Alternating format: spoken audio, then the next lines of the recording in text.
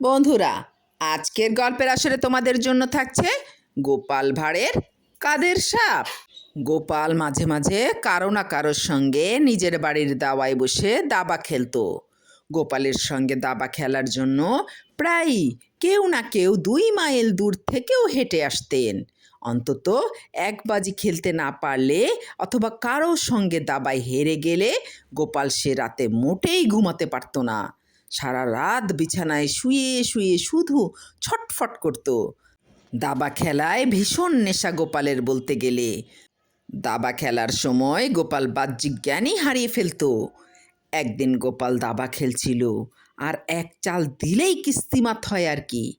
এমন সময় বাড়ি থেকে একটা চাকর ছুটে এসে খবর দিলে, বাবু তাড়াতাড়ি চলুন, কর্তামাকে সাপে কামড়েছে, কর্তামা ভীষণ কষ্ট পাচ্ছেন, ডাক্তার আনতে হবে।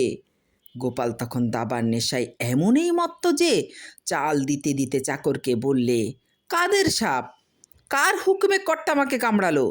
সাপটার বিরুদ্ধে রাজার দরবারে নালিশ ঠুকে দিয়ে এখনই ছুটে চলে যা, একটু পরেই আমি যাচ্ছি।